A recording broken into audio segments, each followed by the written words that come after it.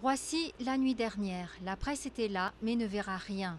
Pourtant, de bon matin, Éric Besson, le ministre de l'Immigration, le confirme. Il y a bien eu une série d'expulsions vers l'Afghanistan dans la nuit. Oui, il y a eu un vol conjoint groupé avec les Britanniques qui a décollé vers minuit cette nuit de Roissy et qui, à son bord, a embarqué 3 Afghans, 3 adultes de sexe masculin pour être extrêmement précis. C'est la première fois depuis 2005 que la France met officiellement des Afghans dans un avion pour Kaboul.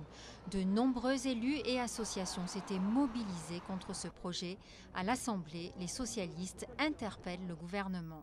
Comment un pays comme la France, qui fait la guerre en Afghanistan, peut-il renvoyer dans les mains des talibans ceux qui sont à la recherche d'une protection en Europe parce qu'ils étaient justement victimes? C'est inacceptable.